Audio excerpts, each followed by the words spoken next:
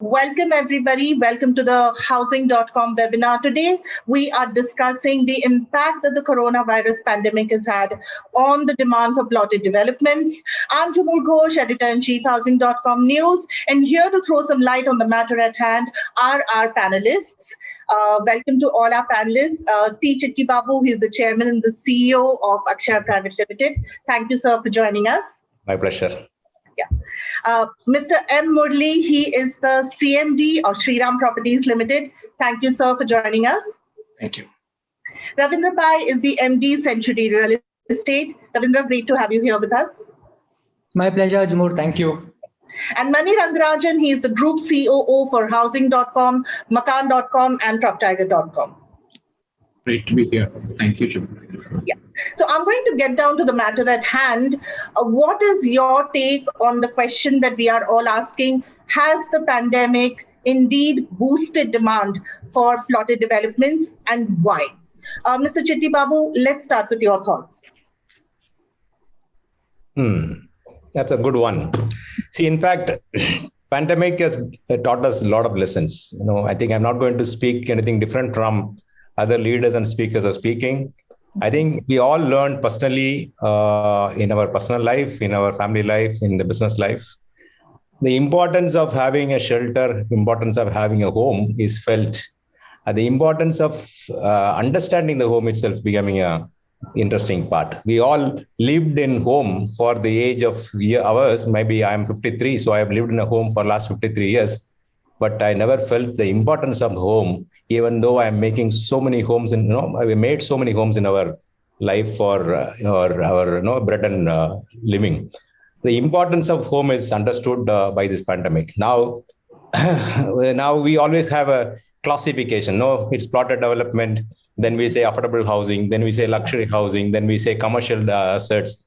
Then we say many things. Of course, we all do hospitality, health, school, and all those. But it all starts with one thing called land. Yeah. That's nothing but the motherland, which has been given. So land is the best investment on earth. So we are the best people to do business on earth. Yeah. When you say real estate, we are the best people to do business with. Means the asset class which is always grown and never depreciated at any point of time.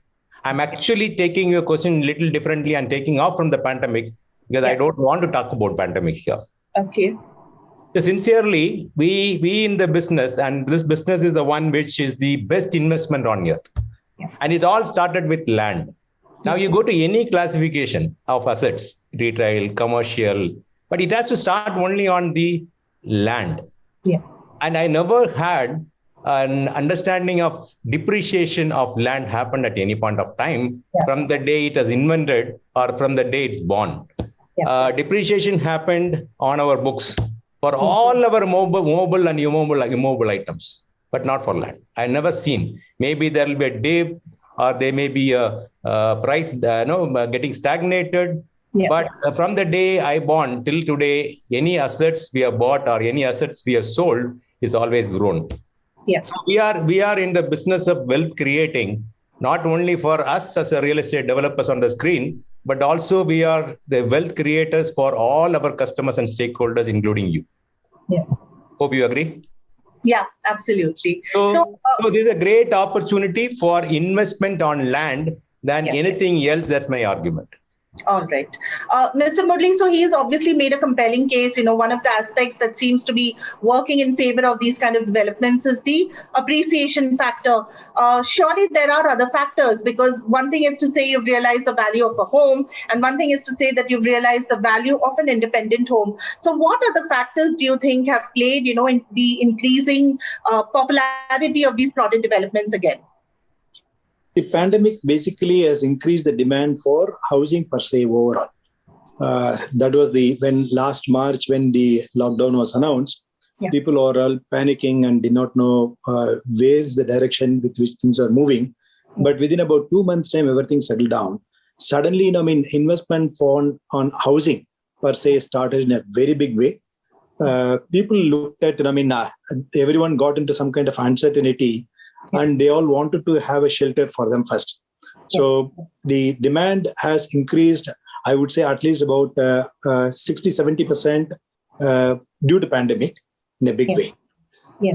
This housing or real estate has become the investment destination today. Yeah.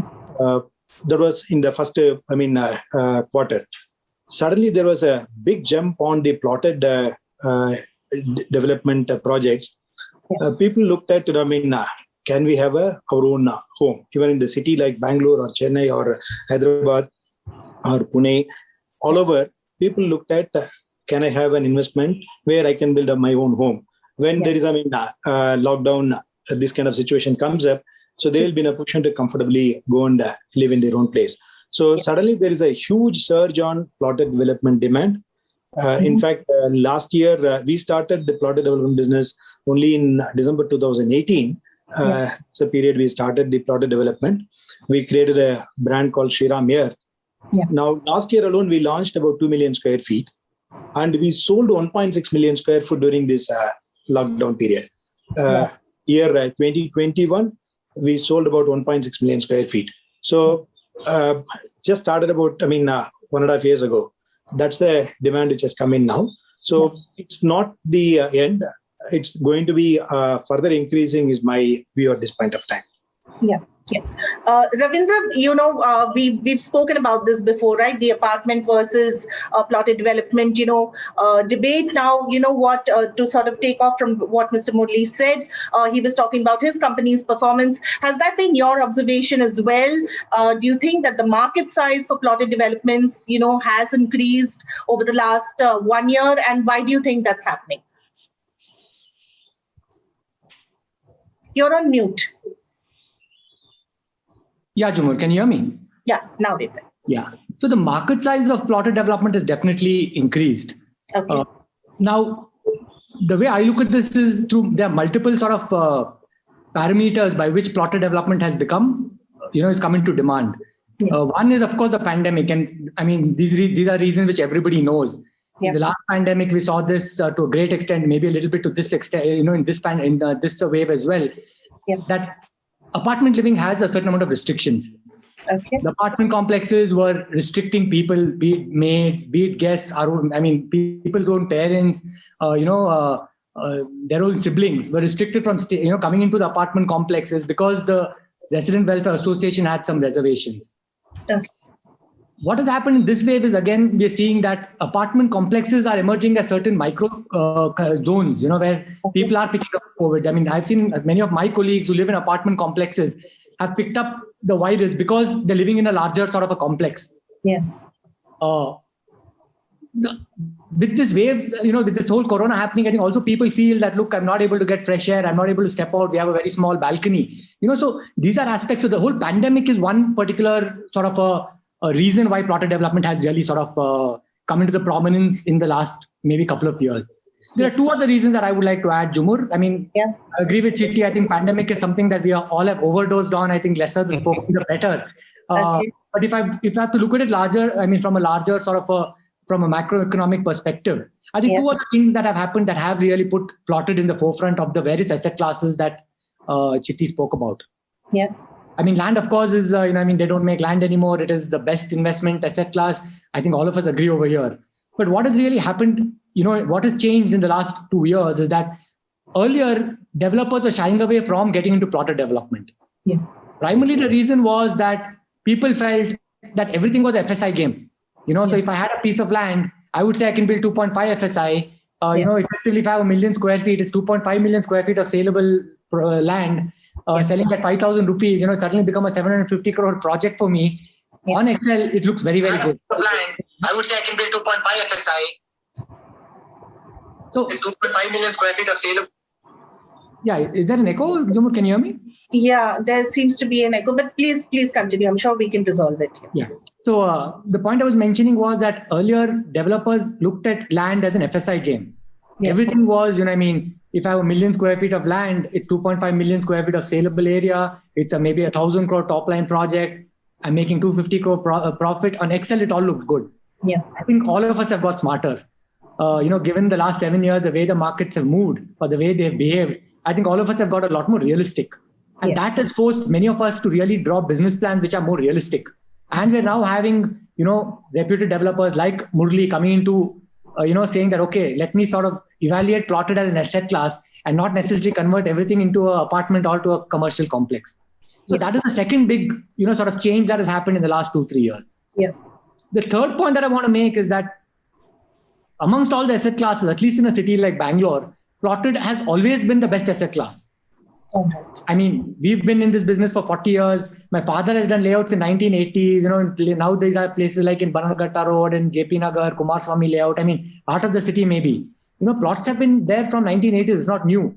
But what had actually happened was that in between, because of a lot of fly-by-night operators coming and sort of getting into the plotted development, maybe getting into revenue sites, don't have the necessary conversions, don't have the khata, people lost faith.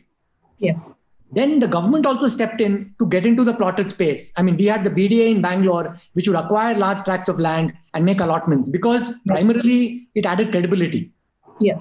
But what has happened in that space is that the government is not able to now acquire land anymore because the prices are very, very high. It's impossible to go out and force a farmer to sell their land, take it at a lower price. And it's not the responsibility of the government. I believe that is not the responsibility of the government to really address this issue. And we've seen that the governments have receded into containing themselves into giving sanctions, doing the urban planning, zoning, and not really getting into development itself and leaving it to the private players. Yeah. These are primarily the three reasons that I feel that plotted has really come to the forefront. And I think today it's really basking in the limelight that it deserves. Yeah.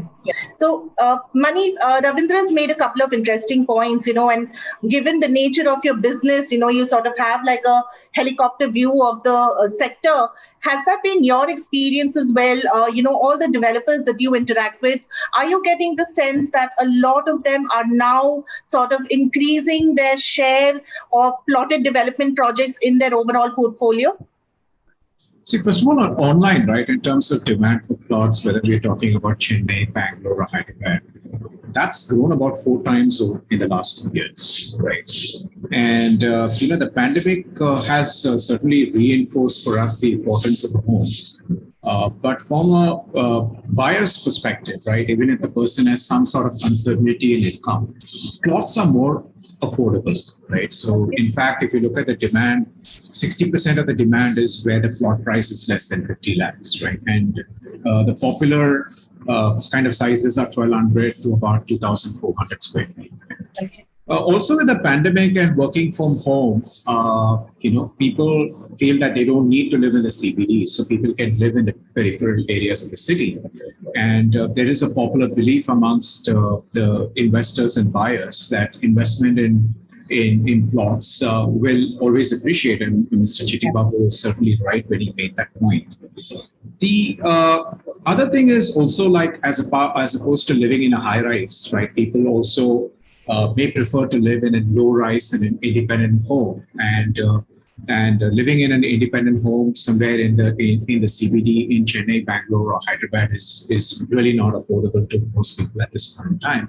And I think the most important thing about the demand for plots is we have seen a lot of legitimacy being brought to the segment. We have Chitty Babu sir, Ravindra sir, and Murli, 3 luminaries. And the very fact that, a reputed developer like Shriram Properties has entered into the plot segment has brought in a lot of legitimacy. I still remember the days of my first exposure to plots when I was not in the real estate space, was watching a program on Sunday on TV. Chitty Babu sir will probably relate to it, where they will show some plot in some far-flung area by somebody who you have never heard of, right? So you were never sure of the title, whether the land was free from encumbrance, and all of that. But now, if I can buy a plot of land from either a Century or a Shriram or Akshaya, right, I can literally buy it with my eyes closed, right? So that's a huge sense of legitimacy. Yeah. From a developer's perspective, I wouldn't say that everybody is out there going to launch plots, but from a developer's perspective, from working capital perspective, the returns on plots are that much quicker. And, I keep joking with our sales team in Bangalore, Chennai, and Hyderabad that in plots, you got to be there the night before the plot launches, because within 2 to 3 days, the entire plotted project is sold out. Yeah. Sometimes before the developer even is ready with the brochure, the whole segment is like sold out. Yeah. So there's a lot of legitimacy now that reputed builders have stepped in. I think the demand for plots is only going to grow further. Yeah. So, Mr. Chitti Babu, now that we're trying to sort of understand the segment better, is this activity happening primarily in tier 2, tier 3 cities? Is it happening in the peripherals, of the main metros? Are we going to see more of such developments within the main metros? What's your sense of where is this activity centered at? It's an interesting thing. See, we can look at it in two manners. One is in CBD and also in tier 1, tier 2, 3. The answer is the same. Where the infrastructure is already developed. What's the infrastructure I'm talking about is a road, electricity, sanitary connection, water connection. All this kind of infrastructure which is already developed, which is typically CBD or tier 1, whatever we call. The land is already appreciated. The growth is only on vertical. Typically, everyone will be looking for a FSI and everyone will be looking for and also it's become unaffordable for a man who wanted to buy a plot or earth or a small piece of land because it's the infrastructure is already there and the appreciation on that property is not going to be comparatively uniform where peripheral growth is happening. Yeah.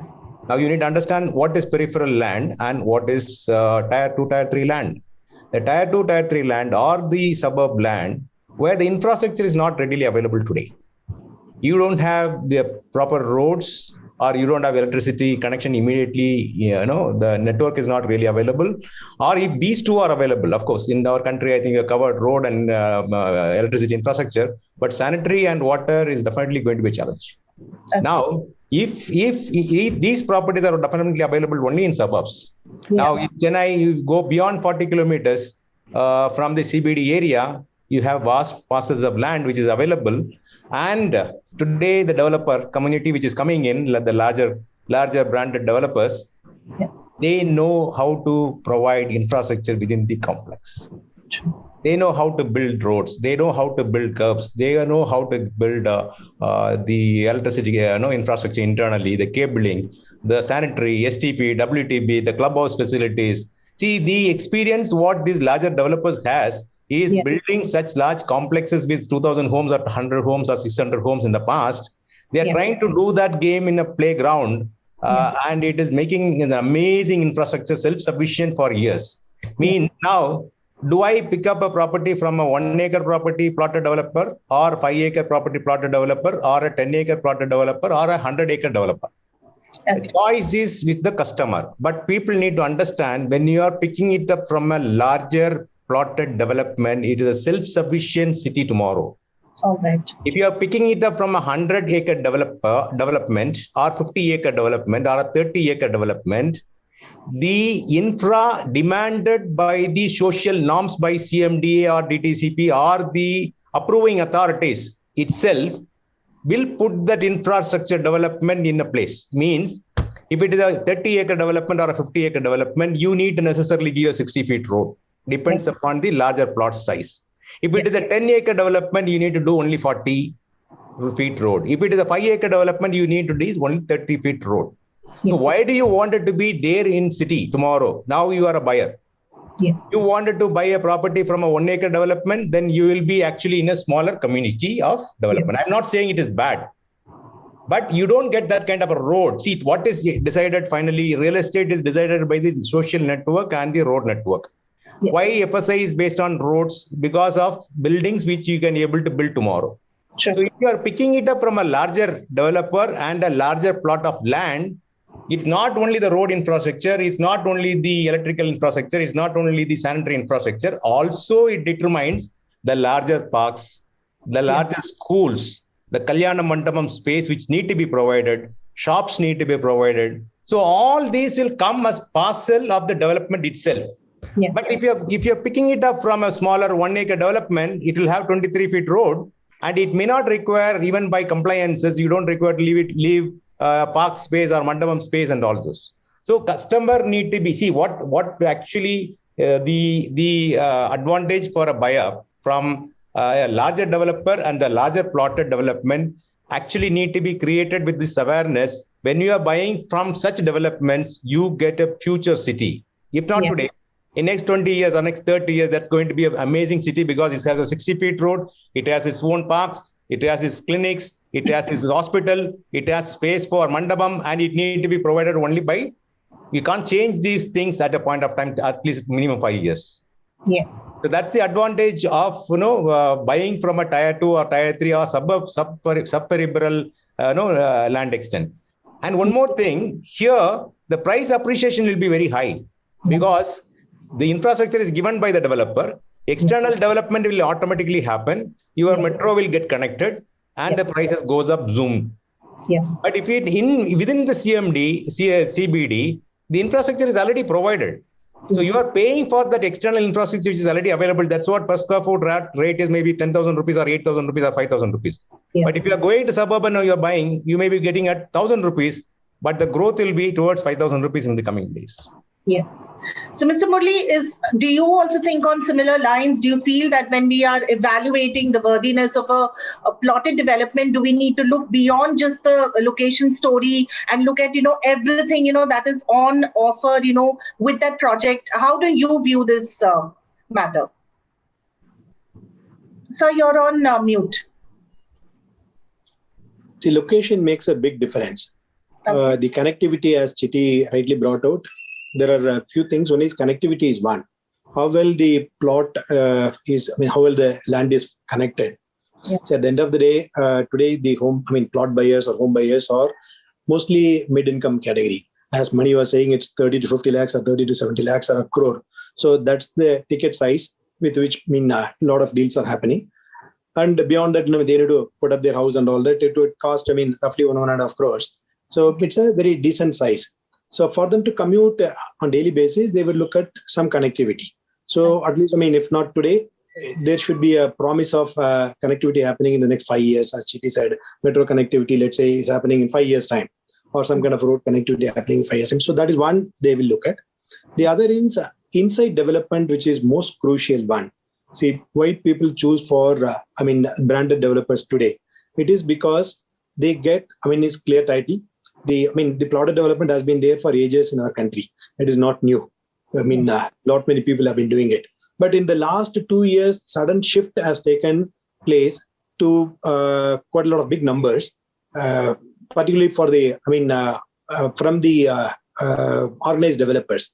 Yeah. Because they are sure about the title, they are sure about the maintenance, they are sure about the quality of the infrastructure, as Chitty brought out, which is happening inside this, area, layout.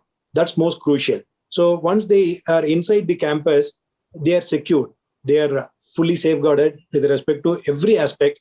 You must probably visit, Ravi's project in Bangalore. Phenomenal. So, when a customer walks in, they have a feeling of, having everything there, as Chitty was saying, complete infrastructure. So that is one major important one, plays a big role. And of course, cost is the another aspect. And this is one set of activity. The other set of investors, they look at, 10 years, 15 years appreciation purpose. So this is one set of investors who are coming in for living. The other set of investors look at, okay, let me make some investment 10 years down the line, 15 years down the line. So that is another set of one which is happening. They really go to tier 3 or periphery, and they look for, let's say, 10 years down the line, there will be some development take place. So let me make investment. So those two are, the varieties, I would say, are happening in a big way today. Okay. So, Ravindra, we've been speaking about, the whole, development on the peripheries, within the main city. There is a connected, audience question, I'd sort of, like to take that up because I think it's relevant to the conversation that we're having. So, Ravi Sinha is also a journalist. He's asking, plotted developments are generally on the periphery and freehold land that is predominantly agriculture. How supportive are the municipal authorities in getting the CLU changed? Just for our audience members, CLU is the change of land use. So what would you like to comment on that, Ravindra? I think this is an important and a relevant question.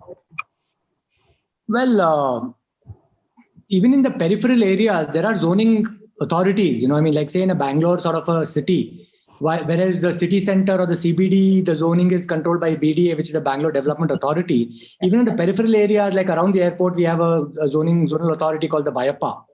Similarly, we have a BMRDA, which is the zoning authority for areas around the Bangalore CBD, in that sense.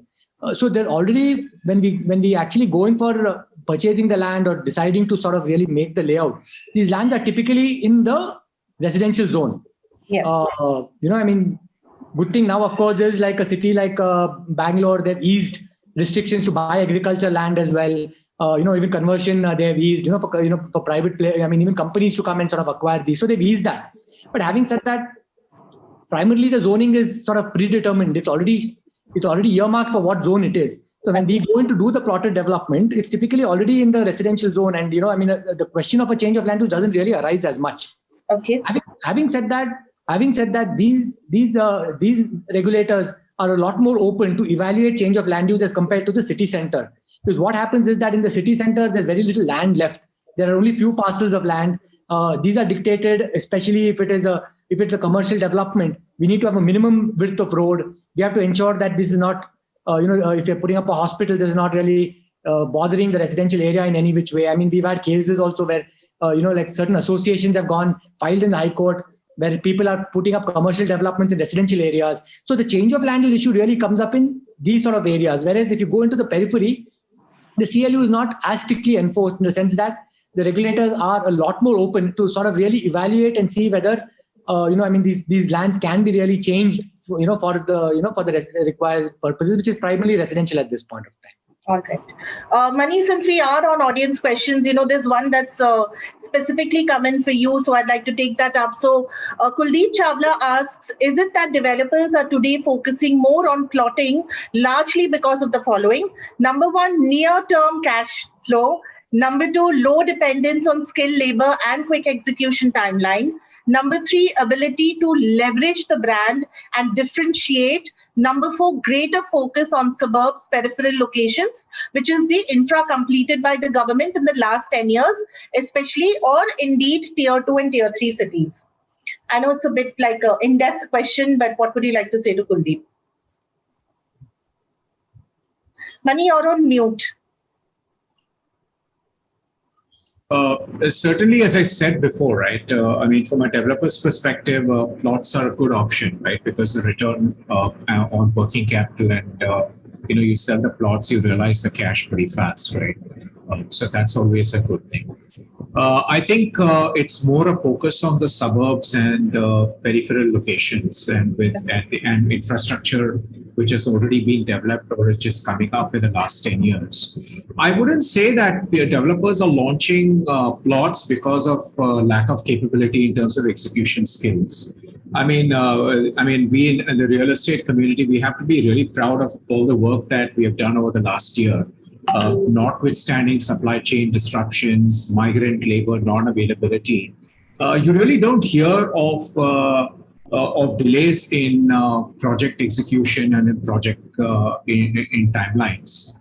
But leveraging the brand name is also an important reason as to why developers launch the projects. And also there are some specific areas which are more suitable for plots. So for example, if you look at Bangalore has some 7 investment corridors, one of which is a Bangalore, I think the Magadi Road corridor. And if I'm not mistaken, Murli sir had launched a plot project there. So Murli sir, would you like to talk more about that project? Yeah, we have launched a project called SLB, I think Rainforest. Phenomenal response. It was about 500 plus square feet. We launched last August during peak of lockdown, and we already sold the project now.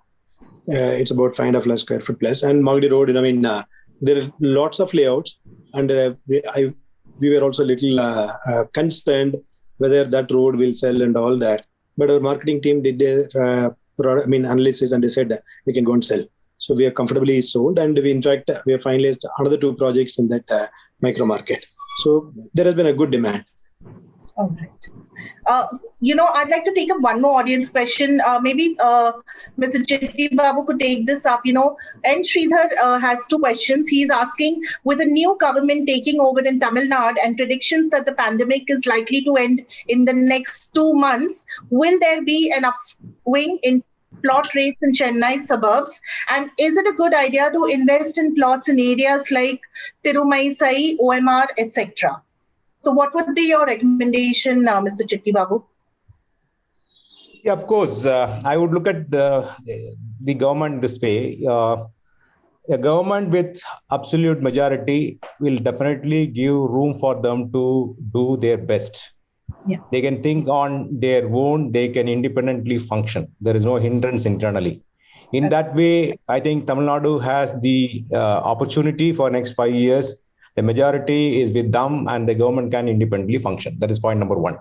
Point number two, this government we have seen before earlier. In this government, I think we have seen good infra growth. The infrastructure growth is always a most important factor in the thinking of this present government. In those periods, I think I remember the number of flyovers which has come in the city. The airport is well connected. The ports are getting well organized. Number of desalination plant is put in place.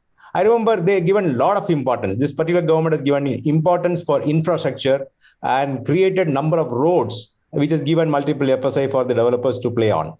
Yeah. With that, I think we are very confident that the things will definitely improve in terms of for real estate players to really do very well in the coming years.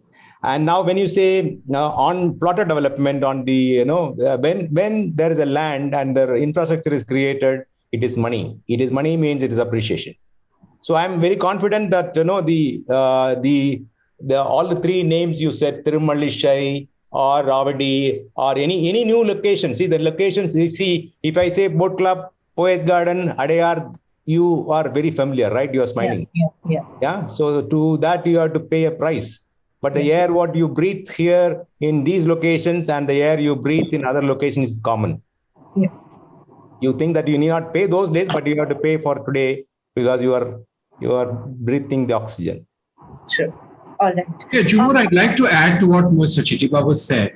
Besides the fact that this government is very infrastructure friendly, is also the fact that Chennai is becoming home to a lot of sunrise industries, right? So when you look at data centers, when you look at defense, when you look at electric vehicles, Chennai has always been an auto hub, but defense and data centers is pretty new to Chennai, right? So in fact, if you looked at Chennai like 18 months ago, if you asked anybody where to invest in Chennai, they will say OMR, right? So they'll say South Chennai, or you say Sholinganadu. But now you're seeing markets, other markets gain prominence. So you're seeing like the west part of Chennai, areas like Mogapair and all of that really come up. And the north part of Chennai with Sriperumbudur and all that, which was kind of lacking behind. Now with all the industry development which is going to come up, I think Chennai is headed in for all-round development. Ravindra, I'd like to sort of shift gears a little bit and, I want to touch upon a couple of points, which a lot of consumers, come up with these questions. The main being, that if I'm sort of evaluating a plotted development versus apartment complex, how do I assess the ROI? So how do you think we can assess ROI in these kind of projects?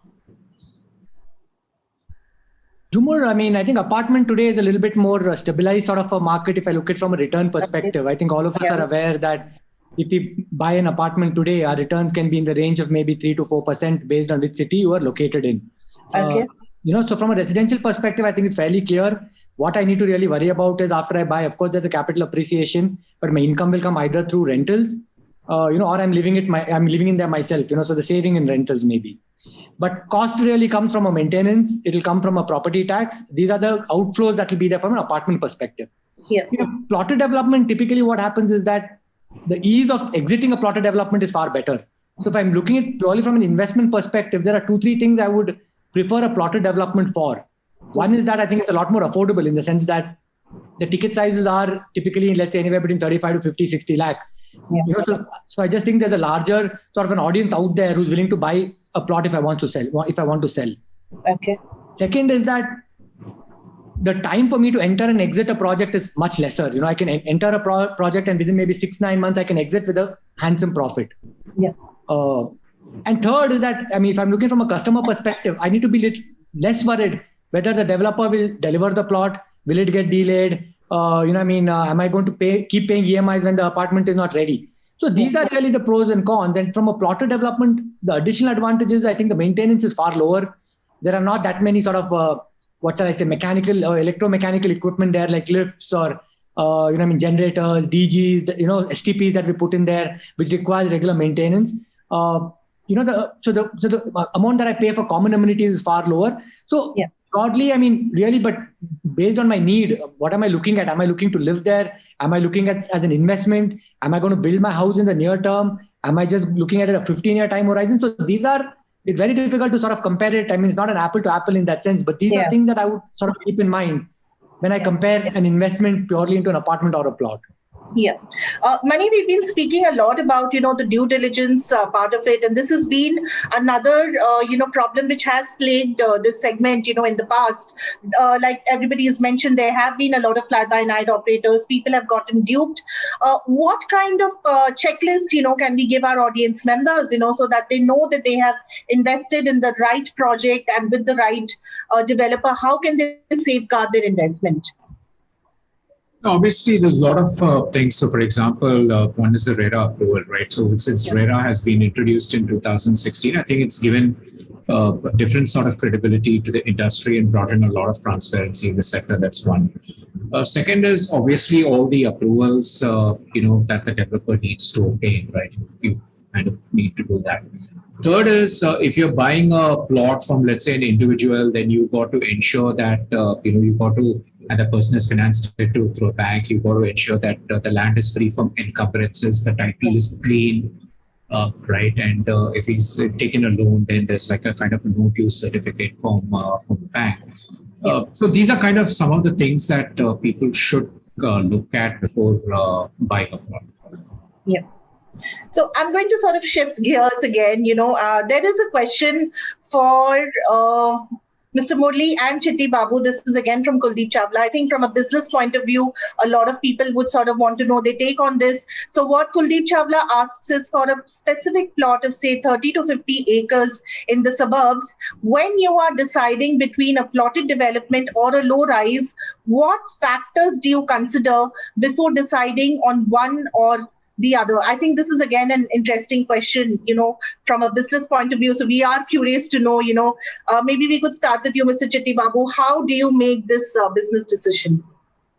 Purely the businesses are made for our customers. Typically, end of the day, it is the affordability of the buyer. It is not the desire of a developer that what he wanted to do on that particular property. End of the day, it's a customer decision whether to buy the property, what we are developing. So unless we understand the potential of that particular property, it may be 30 acres or 40 acres or how many kilometers where it is, the location is very important. And the desire to buy is very important. So the desire to buy will purely based on the affordability and also the job which is created in that particular segment. So what is the job opportunities? Okay, if I am buying a plot today, tomorrow, one is the value appreciation. Am I going to live here or am I going to invest and sell at a later point of time? See, plots, the advantages of plots, as rightly mentioned by my fellow speakers who have good friends, it is giving that flexibility of buying today and building tomorrow. It's not necessarily that I have to buy today and build today, or I have to buy today and exit tomorrow. No, it is a kind of a flexibility. I can build a 2-bedroom today. I can add one more bedroom later. Yeah. All kind of opportunities are available in buying a plotted development. Now, the question was very interesting. It is not that the one question previously asked and all the 4 answers are also given by the same man who asked this question. It is not the incapability of the developers that they are going for developing this particular plot. All the questions are answered by them. Actually speaking, yes, we should agree that it will definitely give us a better cash flow. We need not be shameful about getting cash or revenue or profit in making in the business. So it definitely gives an opportunity for a faster cash flow. It will give an opportunity for us to develop with a great experience. We have developed many other projects with a lot of infrastructure. Here, what we need is only a lesser capability to develop, but the best learnings in the apartment complexes will come in here to do it as a masterpiece. And now the affordability of the customer is a decision making whether to develop as a plot or as affordable housing or as a luxury house. That's my take on And this. what about you, Mr. Murli? When you're making a business decision like this, how are you approaching? What is your thinking like when you're approaching this decision? See, some land when you buy, let's say 30 to 50 acres is the question. This is suitable only for futuristic development. Yeah. Hence, for example, Magadi Road. I don't think we will even imagine doing apartments there. Even low-rise will not be able to do it. It is ideally suited for plotted development, keeping in mind 10 years horizon and investors who look at not shifting tomorrow. Maybe 5 years down the line, 7 years down the line, 10 years down the line. This is an investment purpose they are looking at.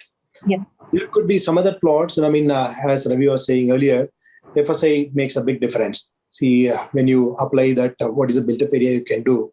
If that is going to make sense, people will do it. In between, there is a category where the site could be suitable for both. Then what do you do?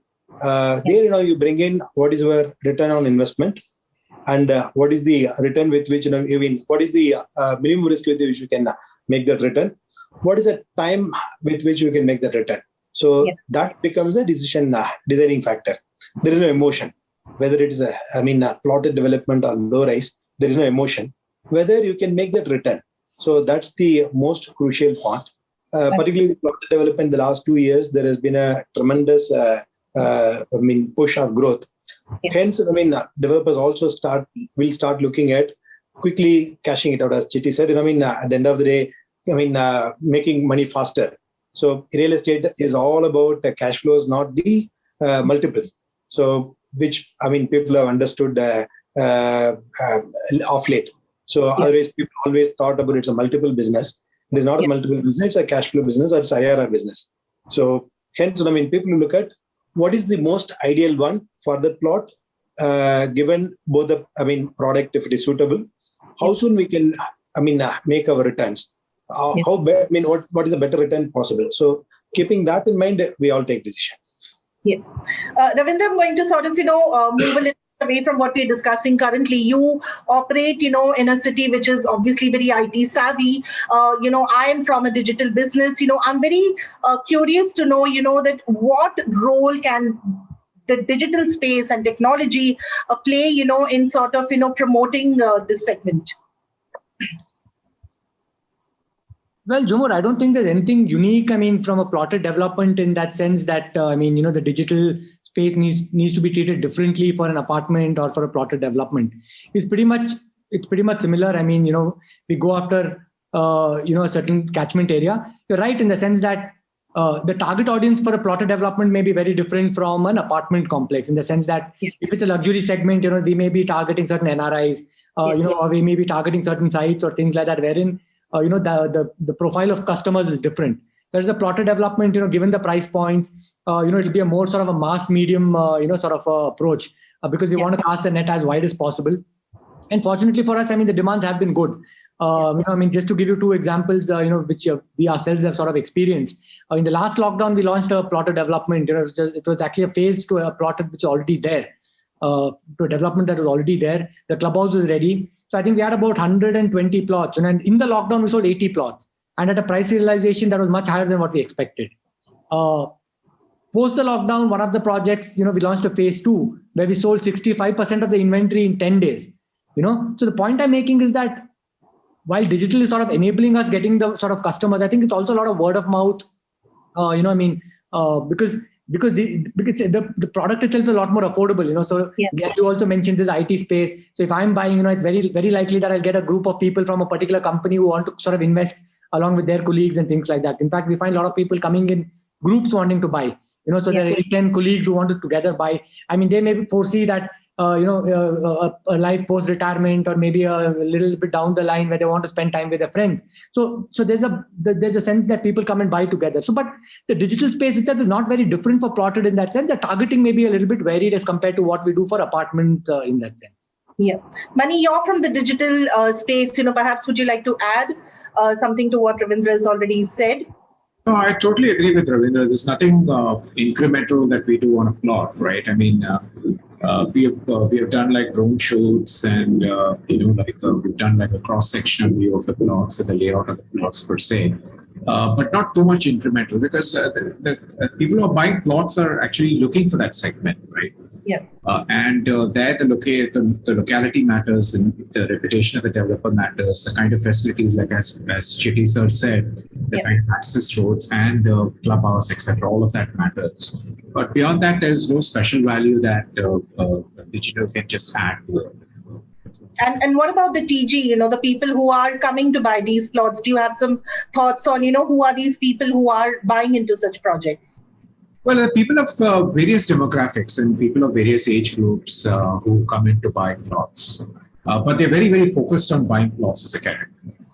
So you rarely find a person who's buying like an apartment complex who goes to buy a plot, right?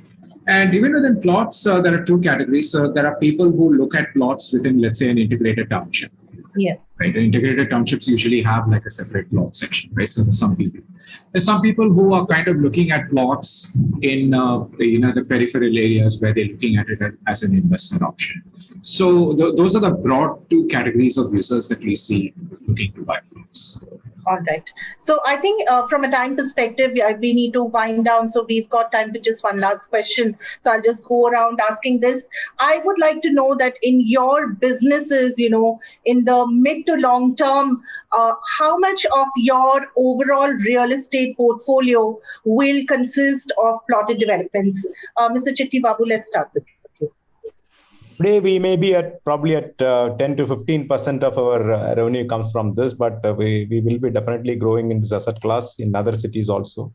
In fact, we are only in Tamil Nadu. We are in Chennai, Coimbatore, Madurai, Trichy, Salem, this kind of regions, the Tier 2 cities. And presently, in other cities, we have done only high rises and luxury homes. But we are sincerely looking at developing in Trichy and Coimbatore, the plotted development in this financial year itself. But we are looking at, when it comes to plotted developments, we're actually looking at larger ones, at least 25 to 30 acres of land, and giving the good infrastructure that can become a city by itself tomorrow. As for the reasons we have said, it will definitely have a 60-feet road. It will have the entire infrastructure inside, and it will have the Kalyan Mandapam, it will have the school, it will have, it means it will have the self-sufficient infrastructure after 10 years. When people buy a piece of land from us, they can expect all this there in next 10 years. All right. Mr. Murli, what would be your business plans? Not sure what's the portfolio, maybe around 7-8% today, but it will grow to 20-22% in the next 2 years' time. So currently we have a portfolio of about 65 million square feet overall. So plotted development is not, significantly high because we just started recently, but it will grow to significant size in the next 2 years' time. All right. Mani, is there something we would like to, from our business perspective, how important do you think this segment will grow to be in the mid to long run? Definitely. As I said, right, the demand has grown 3 to 4 times in the platform southern cities. But one of the trends we are seeing is the emergence of plots as a segment also up north. Yeah. In fact, Godrej did a launch of a plotted project in Faridabad, which is quite successful. So we are seeing plots as a segment come up in like Faridabad. And also, there is also a kind of a demand building up for agricultural land, farmhouses, and all of that, but more up north, right? So this segment of land as an asset is headed for strong growth. Yeah. So Ravindra, you get the last word. What are the company plans for the future? So Jumur, for us, plotted is a area of focus as a company. Our company, in fact, has been born on the back of plotted development, like I mentioned in the 80s. Itself, we've done a large number of plotted development, post which we went into land aggregation, getting into joint development with builders. But fundamentally, we started, as a plotted development company. We believe that as a company, we're in a very, very unique position. Why I say this is because we own a large extent of land and which are suitable for plotted development.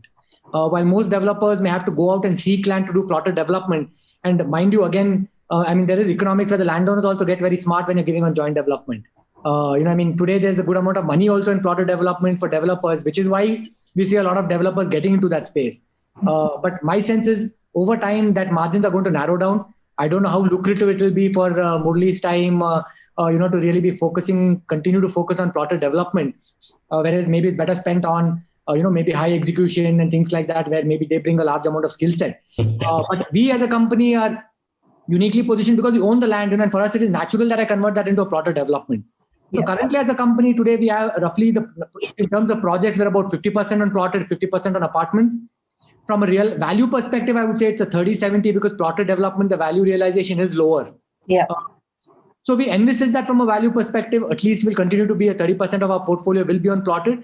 It'll be a significant portion, area of interest or significance for us as a company going forward. All right. Thank you so much. Thank you, gentlemen, for a very, very candid discussion. Great having this. We hope to see all of you soon. Thank you, audience, for being here with us. That's all that we have time for today. But do tune into our next webinar, which will be really soon. Take care, stay safe, and bye-bye for now.